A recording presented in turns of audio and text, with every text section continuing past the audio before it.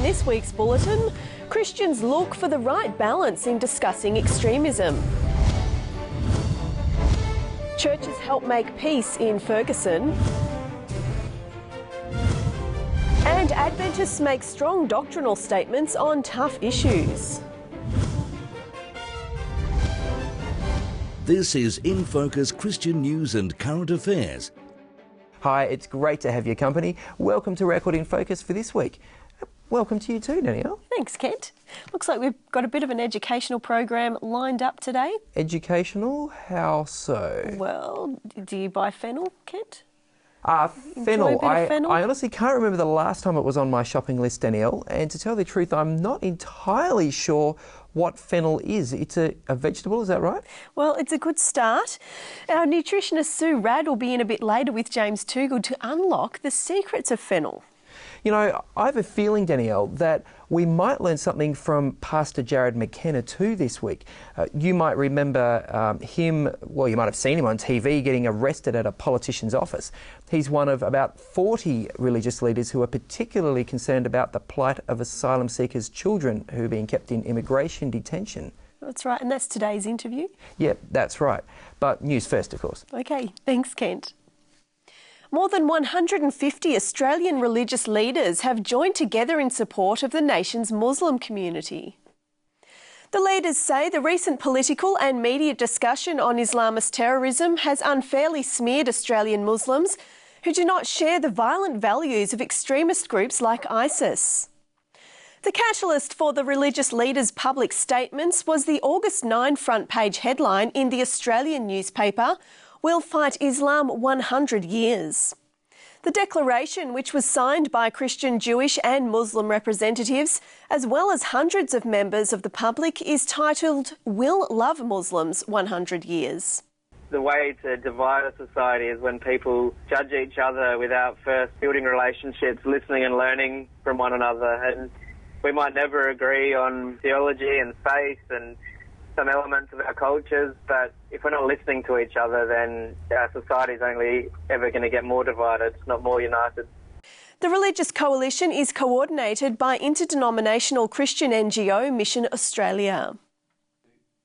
Shocking video images of American journalist James Foley being beheaded by ISIS militants have reverberated around the world, but in the wake of the killing have come revelations about the victim's faith. According to USA Today, James Foley's family and friends agreed to keep quiet about his Christian commitment during his 21 months of captivity. Now, however, they've been more open, saying that James Foley had a quiet and strong faith that was the wellspring of his generosity towards others. His parents have thanked the public for their outpouring of support and sympathy. And still in the US, churches have been playing a vital role in bringing peace to the series of protests and riots that have rocked the St. Louis suburb of Ferguson, Missouri. According to Assist News Service, church volunteers offered support to protesters, passing out food, toiletries and other supplies. Other Christians stood guard outside buildings through the night to protect them from looters or cleaned up streets after protests. The police shooting death of 18-year-old Michael Brown and the ensuing community rage has led to soul-searching by both black and white Christians in a country where Sunday morning is still the most segregated hour of the week. Last week saw Seventh-day Adventists around the world take some time to remember the millions of women who suffer violence and abuse and to focus on prevention strategies. August 23 was the annual End It Now Abuse Prevention Emphasis Day, which this year was focused on violence against women, whether at home or at the hands of human traffickers or others. The awareness is there now that, this is something that we do not accept anymore. Because in the past it was all hidden, not just in our church, but in all churches. But more and more people are becoming aware of this, and they see that it's something that has to be stopped. In Solomon Islands, the Burns Creek Adventist Church in the capital, Honiara, invited one of the nation's High Court judges to speak on the issue of violence against women, with an emphasis on the legal aspects. One of Australia's leading Christian tertiary institutions is making moves towards becoming the nation's third Christian university.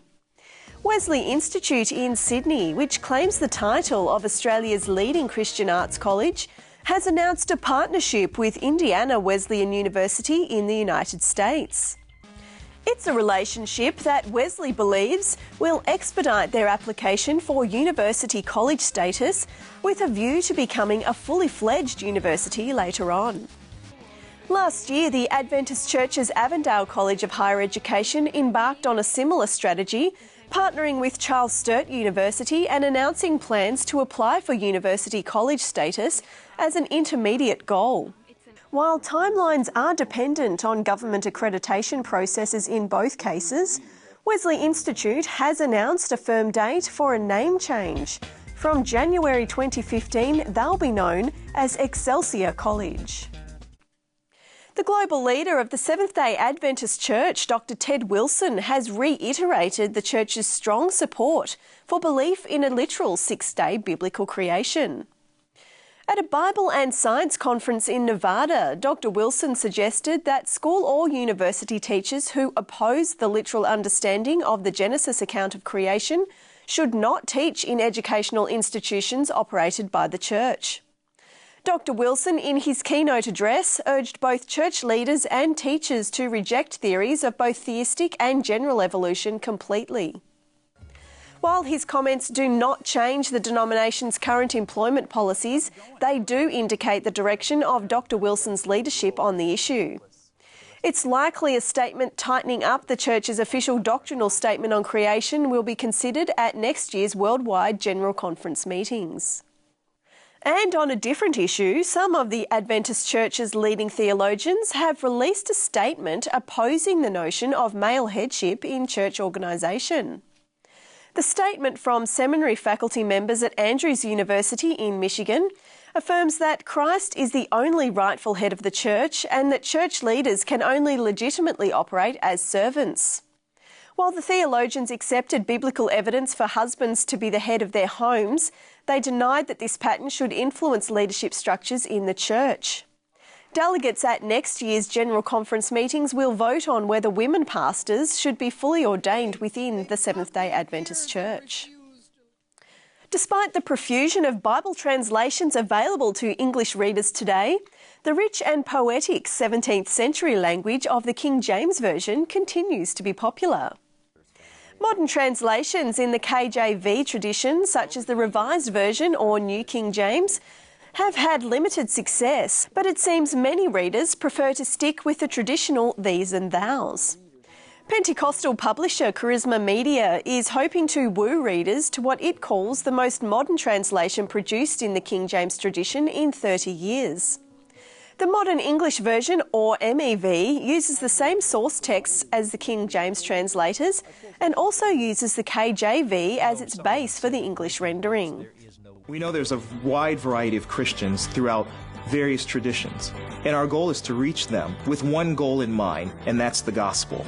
In my tenure, I've worked with some wonderful people on some great projects, but to work with the greatest author of all and to promote his book is nothing short of special. And that's it for the news. What about you, Kent? You're a bit of a KJV man? No, I'm not actually. I sort of prefer the modern translations, bit of an NIV guy actually. I think they capture, the spirit of the everyday street language that much of the Bible was actually originally written in. But the KJV, can be helpful. Very literal translation. Yeah, I love that for study. For reading, I tend to go on NLT. Well, there you go. Same. Stay with us. James Toogood discovers fennel straight after the break.